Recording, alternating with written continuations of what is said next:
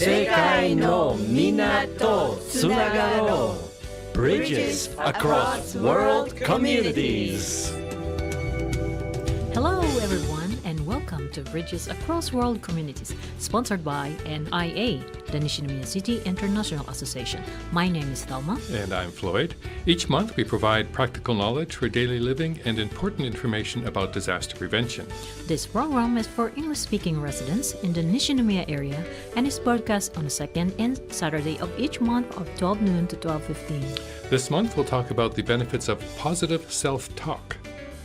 Our disaster prevention tip is about what to do when an earthquake strikes. And our guest is Mr. James Cusick, originally from the U.S., now living in Nishinomiya. 提供は西宮市国際交流協会です。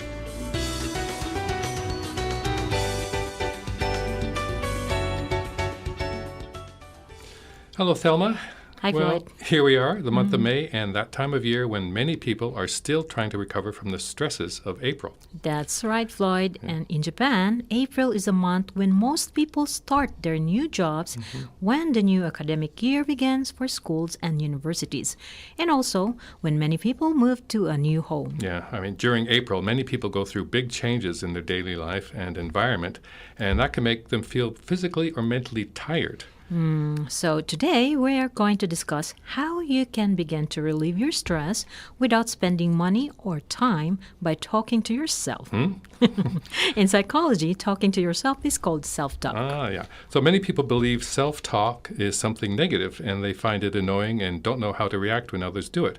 However, according to research, positive self-talk can actually help you control stress and improve your mental state. Well, it's true, and I have a friend who says it really helps. Every day after she does her makeup, she says to herself like, "It looks perfect again today." And when she gets on her bicycle to go to work, she says, "Yes, kind of like let's go." Well, that's a positive attitude. Now, when she does this, that she says it's like flipping a switch in a strange way. Was she able to do more things? That's interesting. And when she feeling mentally boxed in, she'll look in a mirror and say, with a big smile, "You're all right. Now you've been through many things before this," and she says it's like casting a spell on yourself. Yeah, okay. Well, it sounds like self-talk is working well for her. Well, it is, and without causing any harm or trouble to anyone, we can actually make ourselves feel better and lower our worries and increase our mental wellness. Now, apparently, positive self-talk can also have other beneficial effects, such as increasing motivation, reworking your mental state in a positive way, relieving stress by expressing your feelings, improving your memory, increasing your ability to pay attention, and many other benefits. And if you use mirror, you should always talk to yourself as if like talking to another person. Like the important point is not to use I or me, but to refer yourself as you. Yeah, for example, before a big presentation, it's more effective to say to yourself, "Why are you so nervous?" rather than "Why am I so nervous?" Surprisingly, this change in language can have quite a positive impact. That's right. And here's another example. At one company, after people switched from telling themselves, "I work hard to," and you work hard, the rate of quitting went down from 22% to 8%. Now, when you have stress and worry, it's definitely good to confide in other people. But when that's not possible, it turns out you can help yourself by being your own best ally. Now, there are two important things to be aware of during self-talk. Yeah, one, avoid words that blame yourself or others. And two, be careful about where and when you self-talk, and it's best to do it when no one else is around.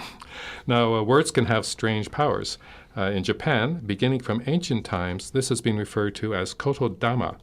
Kotodama is the belief that mystical powers dwell in words and names and have the power to move people. By saying things in the second person like, "You can definitely to do this," and "You're definitely all right," and you can affect yourself in a positive way. So if you think it might help, why not try to make yourself feel a little better today with some positive self-talk? 7.7 Sakura FM. And we'd like to welcome this month's guest, Mr. James Cusick.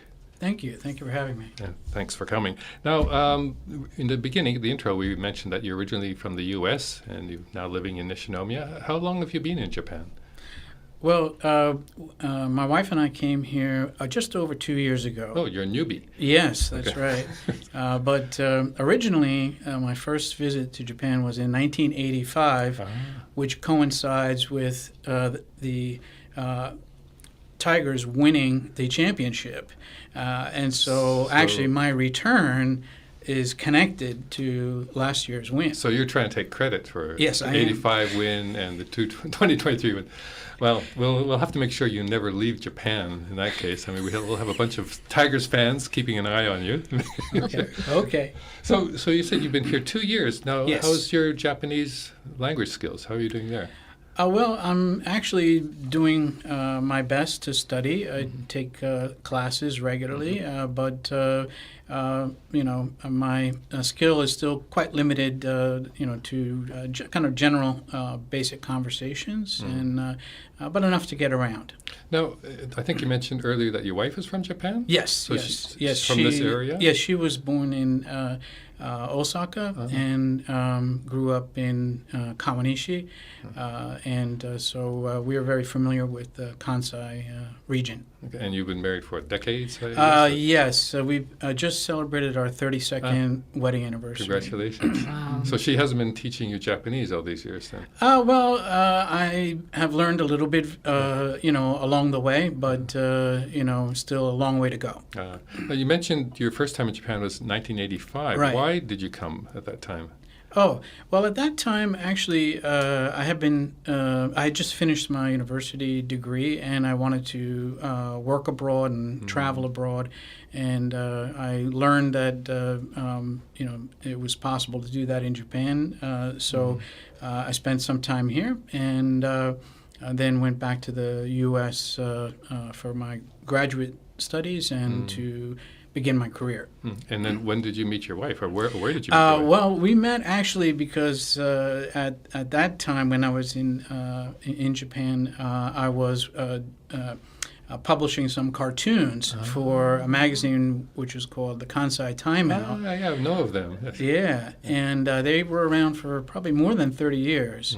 A great leisure arts magazine highlighting the activities around Kansai. And basically we met because of a shared contact at the magazine. I remember it was David Jack was the fellow, the editor That's right. of the paper. Yeah. And now you said you were doing some cartoons. Yes. Were they kind of every week was a different or every month a different cartoon, or was it a series? Yeah, in the beginning, I was asked to contribute some illustrations to support some articles, and then later I created a 4-panel cartoon, which ran for about 6 months or something like that. Did you get any feedback from your pieces? People liked it, but then the interesting thing is the magazine had not published any cartoons prior to that, but once people saw my cartoons, they were pretty sure they could do better, so they began submitting their own cartoons.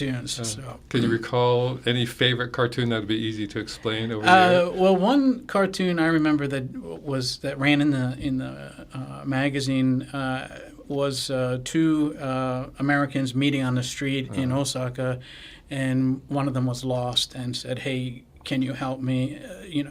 Get to where I need to go." And the other one said, "Please don't bother me. I'm living my Japanese experience." So. That's kind of interesting. Yeah. So now you've been here for almost 2 years, but obviously, I guess you've been here for 2 years, but you must have been back and forth because your wife is from Japan. Yes, that's right, so, yeah. So you were actually pretty familiar with Japan before you moved here then? Moderately familiar, yeah. I mean, I knew where the subway stops were and things like that, but I think the two big changes occurred for me. So I retired from my corporate position in New York, which was a big change because then I had to find things to do instead of going to the office every day. And then the second thing was to come here. And when we arrived, we didn't have too many connections or anything, so we had to kind of carve out a new life. But also the Japan that we knew from the 80s was really not here anymore, and is a very different kind of environment. And I think that if you it's like a frog in boiling water, right? If you're always in that environment, you don't notice it changing. Yeah. But since I had been away for decades, Yes. then when I came back, I noticed a lot of changes in Japan. Well, what was the transition for you, like going from New York to, were you in Nishinomiya, I think you're living now, or near? Yeah, we now have a home in Nishinomiya, but the transition wasn't physically too difficult or anything. We knew the logistics, but it was more of getting used to the environment. And even today, there's things that we don't know, like how to pay taxes properly or things like that. Just completely different than what we're used to in the States. What do you miss the most from, I guess, the States or New York? Well, again, for me, there are really two changes. Retiring was almost a bigger change than coming to Japan. And the thing that is different today is that in those days, I was part of a large organization and doing a lot of projects and always something going on. So now I spend a lot more time alone and doing my own kind of little projects, and so that it's sort of a different thing. You haven't started golfing or anything like that? Well, I brought my golf clubs. Yeah. So how did you choose Nishinomiya? Well, we actually have a second home up in the mountains, and so from there we researched the Kansai area where we wanted to live. We looked at a couple of places in Ashia, a place in Niigata, and here and there. And eventually we just decided that when we saw this place, it was the right one for us. I think it was a good choice. Apparently Nishinomiya is the best place in Japan to live. Yeah, that's what people tell me. We've run out of time for this month, but we'll pick this up again next month. So okay, great. Thank you. 防災情報です。Let's review the most basic action we should take in the event of an earthquake. First and foremost, lower your body and protect your head and neck. Get under something solid, like a sturdy desk or table, and hold on onto the legs. And don't move until the shaking subsides. Earthquakes strike suddenly, so remember this simple basic action. And of course, don't panic. NIA's Japanese language classes are starting again this month, and there are still a few spaces available. For more details, please check NIA's website or Facebook page. And on Sunday, May 19th, from 1 to 4 p.m., NIA is offering free legal counseling service. Now, you must make a reservation in advance. For applications or any other inquiries, contact NIA at 0798-328680 or send an email to nia@nishi.or.jp. Our English-speaking staff will be happy to help. Please continue to be careful and stay safe. 提供は西宮市国際交流協会でした。Have a great weekend, everyone. Bye bye.